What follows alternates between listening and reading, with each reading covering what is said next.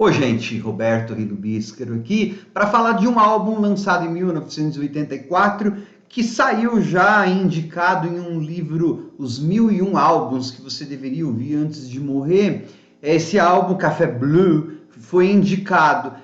Eu acredito que seja uma boa ideia ouvi-lo mesmo, para conhecer um pouco do cenário musical dos anos 80, daquele pedacinho dos anos 80, para perceber os acertos e os erros. Não é, eu acho, na minha opinião, o melhor álbum do Style Council. O melhor álbum é o de 1985, Our Favorite Shop. As coisas estão mais consolidadas naquele álbum. Eu já resenhei o Our Favorite Shop aqui no canal. Vou deixar o link da resenha no comentário desse vídeo, inclusive porque alguns detalhes sobre o Paul Weller talvez eu não falarei, porque daí você vê lá, complementa com aquele vídeo. Mas eu acho que é um bom álbum para perceber acertos e erros. É um barato, né? Porque aqui, inclusive, a queda depois do Style no final dos anos 80, a queda do próprio Paul Weller, né?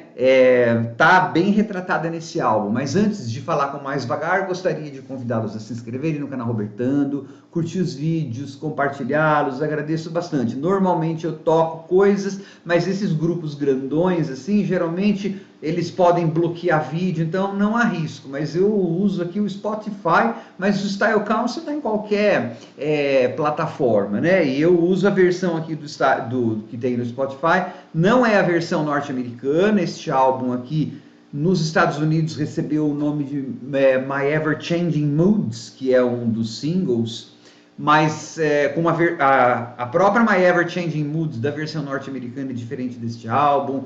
A sequência das faixas é diferente, tem coisa na versão norte-americana que não tem nesse. Então eu estou falando do Café Bleu, né, da versão britânica, que saiu em março de 1984. Em 1982, o Paul Weller tomou uma decisão bastante arrojada. Ele decidiu sair do The Jam. Arrojada porque, assim, ele era um jovem de 24 anos que estava na fama, no auge do sucesso. The Jam era a banda mais de rock, né, bendito, mais louvada, incensada pela imprensa musical britânica e pelo público. O que o Paul Weller falava era, sei lá, equivalente ao que o anjo Gabriel diria na Terra, né? É por isso que depois a queda dele, dali a alguns anos, seria tão vertiginosa. Ao final da década, o Paul Weller era um has-been, né? Mas depois ele renasceria nos anos 90, mas isso seria para outros vídeos. Mas em 82, esse menino de 24 anos deixar a banda porque achava que ele tinha mais para oferecer, e ele estava muito interessado em soul music, em jazz, em ritmos latinos, e o The Jam, como uma banda de rock, não podia oferecer isso. Em 83, então ele formou o Style Council com o Mick Talbot, tá? Tecladista, que já tinha trabalhado com Dex's Midnight Runner e tal. E tinha a Dee Lee, que de vez em quando fazia uns backing vocals, vocais de apoio, mas geralmente na capa dos discos, o Style Council era o Mick Talbot e o Paul Weller. A Dee Lee, vocalista de apoio, acabou até casando com o Paul Weller e tal. E você tinha os Honorary Counselors, as pessoas que tocavam com o Style Council, foram muitas, eram os conselheiros honorários, né? Style Council é algo como conselho de estilo. Então, uma das coisas que o Paul Weller fez questão, o Mick Talbot, para os critérios dos anos 80, se vestir muito bem, os clipes eram chiques. Hoje em dia a gente olha meio assim, mas era o padrão de chique dos anos 80, mas tem umas coisas que eu acho ainda chiques. A capa do disco aqui, ele com os dois com sobretudo, assim, eu ainda acho chiquérrimo, eu acho, e especialmente quanto mais orgânico o som do Style Council, mais minimalista, mais chiquérrimo eu acho. E daí em 83 eles foram lançando alguns singles, saiu um EP chamado Introducing the Style Council, se não me engano aqui, por exemplo, no Spotify, não sei se tem, que daí eu já vejo se vocês... Sim, Introducing the Style Council. Isso aqui, embora esteja aqui, não é considerado o primeiro álbum. Isso aqui foi um EP, embora aqui a versão que tenha mais de 34 minutos, né? Hoje em dia isso é um álbum, mas foi um EP que saiu no Canadá, nos Países Baixos, que então chamava Holanda, e no Japão, tá? Álbum de estreia é o Café Bleu, que saiu em março de 1984. Então o mundo, né, já conhecia o Style, já havia singles, Solid Bone in Your Heart, inclusive a Solid Bone in Your Heart vai estar na versão norte-americana do Café Bleu, né, Ever Changing Moods. Bom, e aí então saiu o álbum, e a Polydor estava bastante nervosa, a Polydor era a gravadora do Style Council, bastante nervosa. E aí, antes de falar do álbum, por que foi uma, bom, eu já falei que a decisão foi arrojada e corajosa, porque o cara abandonou o estrelato e a posição de Deus na imprensa britânica do rock para fazer outra coisa, né? E arrojado porque, assim, ele foi fazer um som que, por exemplo, não era synth pop. Claro, se ele fosse fazer synth pop, a imprensa britânica detonaria. A imprensa britânica detonaria de qualquer caminho que o Paul Weller tomasse que não fosse o rock, né? A imprensa musical britânica nos anos 80 era ácida, era uma droga em sua grande maioria, né? Gente que tinha aquela visão de túnel.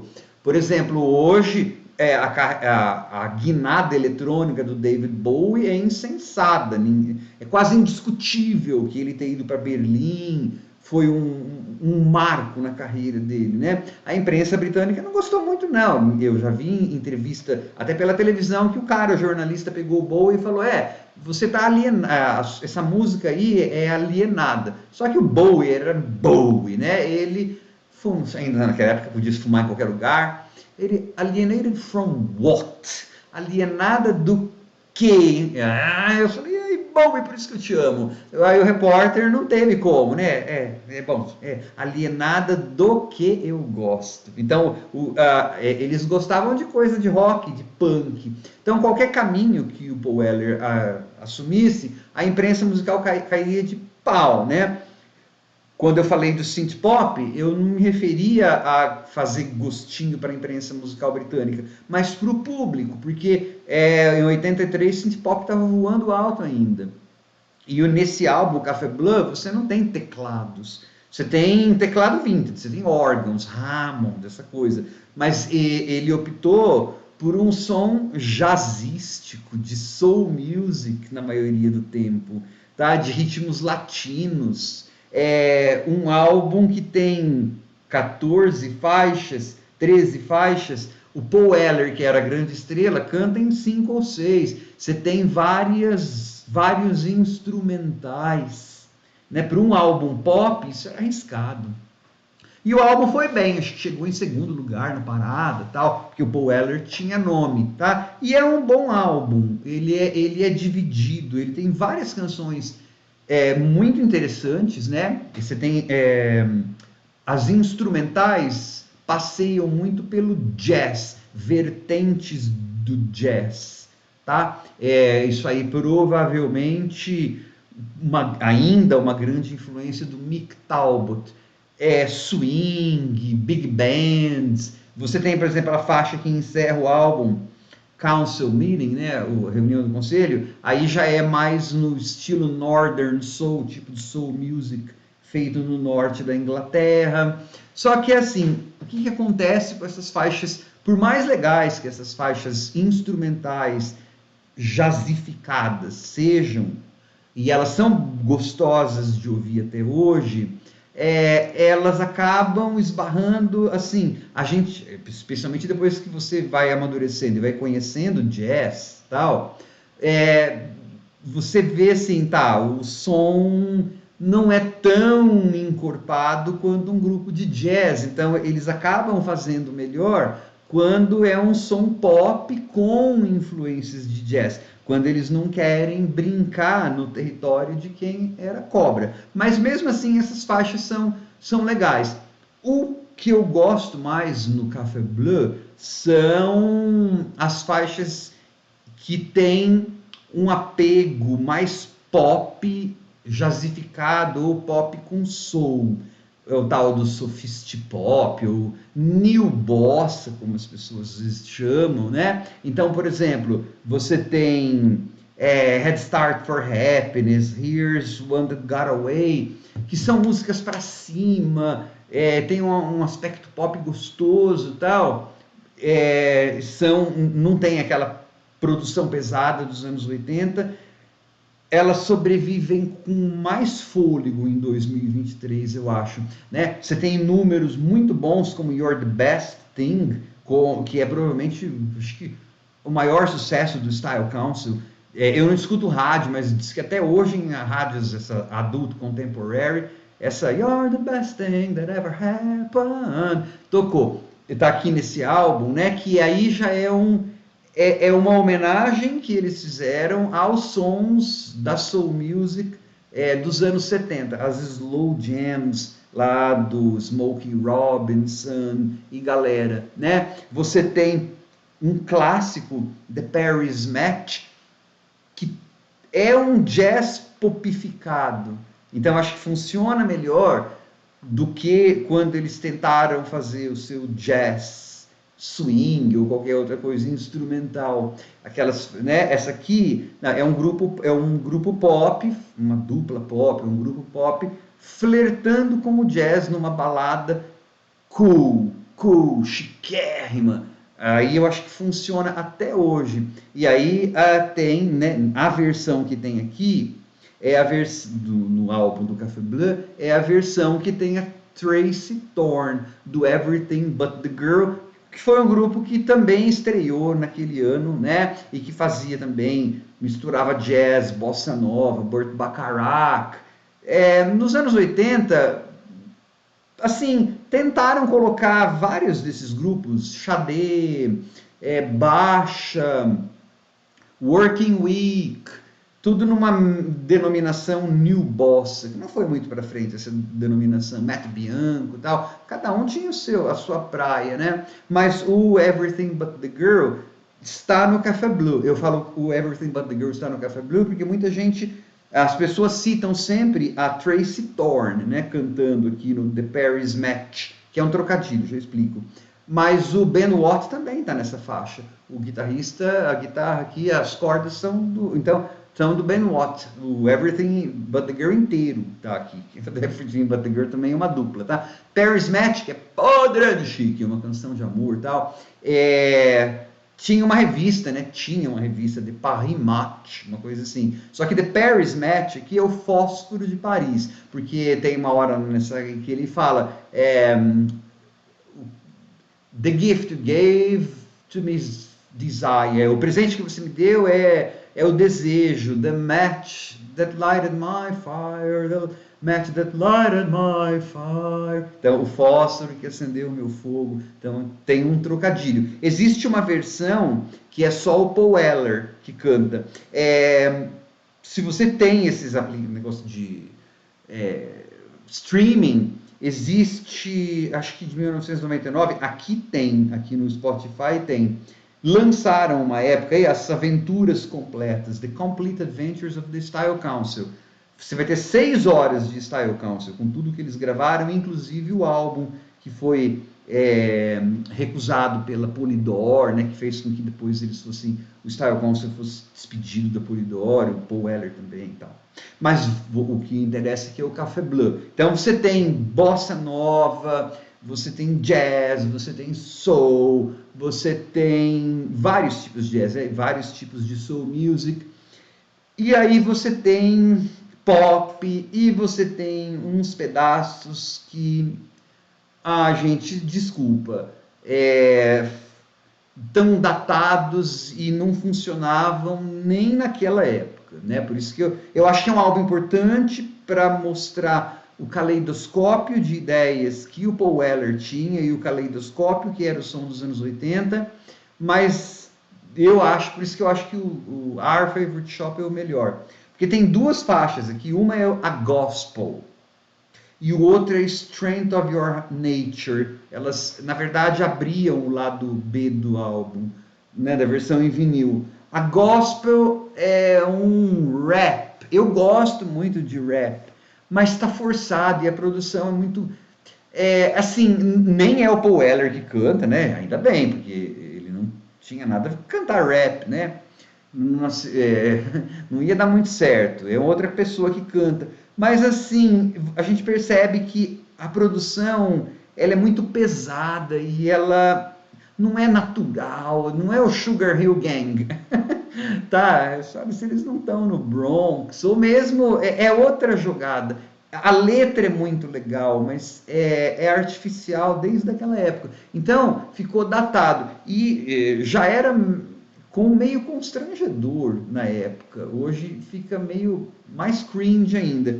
E o Strength of Your Nature é um funk daqueles que é muito forte a produção, com aquela produção exagerada dos anos 80 com bateria eletrônica, que é o que se tornaria muito o som do Style na segunda metade dos anos 80. Por isso que eu acho que esse álbum é legal para pessoas tá naquela lista dos 1001, né? Mostra um artista inquieto, ok, corajoso, montando um projeto novo, deixando de lado o estrelato, sofrendo milhões de críticas, mas mesmo assim querendo inovar e fazendo um laboratório ali. Parece que eles estavam jogando na parede todas essas ideias, o que colasse eles aproveitavam. Então você tem vários ritmos, né, como eu falei, de bossa, de jazz, de diferentes formas, de faixa cantada, faixa não cantada, faixa colaborativa, pop jazz, soul, coisas mais orgânicas e mais minimalistas, como The Paris Match, The Whole Point of No Return, mas também você tem faixas como a Gospel e o Strength of Your Nature, que mostram assim, um caminho pretensioso, né, que o Style Council tomaria e que na verdade seria responsável pela sua ruína depois, no final da década, né? Os álbuns de 87, os Confessions of a Pop Group lá de 89, tem aquela produção pesada que a gente já encontra aqui, né? Só que a maioria do álbum não é com essa produção pesada. Se você ouvir, você vai ver como a Gospel e Strength of Your Nature elas destoam do resto. Tudo bem, para 2023 o álbum inteiro está datado, mas de alguma forma. Isso não é errado, não é falar mal do álbum, né? As músicas ficam datadas, né? São sons, são sonoridades e tal. Só que essas duas eu acho que mais datadas, né? Na verdade, parece que elas nem combinam com o álbum. Em 85 elas já estavam datadas, né? Eu me lembro que eu ouvi isso quando foi lançado em CD aqui no Brasil, um amigo comprou no final dos anos 80. Naquele tempo já eram as duas faixas. Assim, o que é isso que tem nesse álbum? Mas assim, eu acho que é um álbum muito representativo dos anos 80. Café Bleu tem... The Whole Point of No Return, né? Uma curiosidade, aqui tem para quem nunca ouviu, né? Além das coisas corajosas que eu falei do Paul Weller e das escolhas sônicas, tem uma faixa que chama Dropping Bombs on the White House, né? Jogando bombas sobre a Casa Branca. Uma das coisas do Paul Weller era o caráter político das suas letras, né? Panfletárias de esquerda, pregando revolução e tal. E, nossa senhora, isso aí eu discuti mais no vídeo do Our Favorite Shop. Mas a imprensa britânica detonava, as pessoas detonavam, vestindo roupa de marca, falando, mas isso aí tá lá no outro vídeo. Eu acho que é mais a implicância da imprensa. Mas assim, às vezes a gente sente que conforme o tempo foi passando, as mensagens políticas iam se sobressaindo, tal, a música, mas você pega já neste álbum uma coisa que o Paul Weller não tinha antes, que é no The Jam, por exemplo, né? que é começar a falar de relacionamentos, de amor, de dar mensagens positivas, né? Head Start for Happiness é algo como o começo para a felicidade, falando que você tem força, você consegue fazer, você pode mudar montanhas. Então, o Style Council também tem esse lado. You're the Best Thing, é uma canção de amor, né? Você é a coisa mais linda. Então, assim, eu acho que é um grande álbum.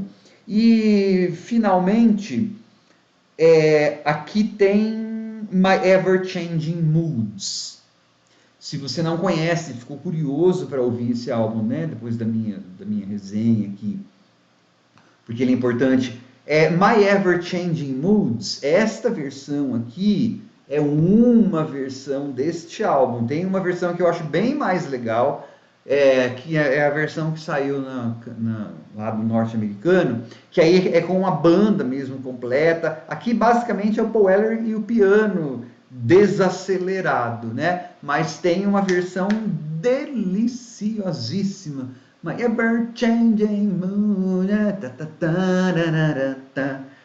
que está na coletânea, né, Singles Collection, que depois foi lançado no final da década, e naquele completo lá do Style, que eu falei que tem também no serviço de streaming, que são 6 horas e pouco, que junta tudo, né, lados B de singles e tal. Então, assim, concordo que isso aqui esteja na lista de 1001 álbuns para ouvir antes de morrer. É que geralmente eu não gosto dessas listas, porque daqui a 10 anos você vai ter que refazer e vários álbuns vão ter que ficar para fora, porque você sempre vai ter a adição de outros álbuns que vão ficando clássicos e as pessoas têm que ouvir antes de morrer, né? Mas já que existiu um livro, existe, que falou isso, beleza. Repito, eu acho que Our Favorite Shop ele é mais consistente em termos de produção, em termos de tudo. Mas o pontapé inicial e o mais corajoso foi o Café Blanc, né? Porque daí depois, no Our Favorite Shop de 1975, eles já estavam consolidados, tal, que foi o pico do style. Aí depois o estilo foi caindo, até eles serem expulsos do selo. Quem sabe eu não comente o álbum perdido do Style Council, que está em algum lugar aqui, mas que é quando eles tentaram virar Acid House. Mas aí depois o Paul Weller, em 90, ressurgiu carreira solo e continua em 2023 sendo requisitado, respeitado, muito chique ainda. Quem sabe também não fale de alguns álbuns solo do Paul Weller. Eu gosto muito, por exemplo, do de 1992, a estreia solo dele, né? Tenho ouvido bastante. Depois que deu vontade de falar do Style, agora andei reouvindo umas coisas. Mas vamos por partes. Eu prefiro trazer, como vocês devem imaginar, coisas novas no meu canal. Coisas mais antigas são exceção, né? Velho aqui já chega eu. Tchau, pessoal.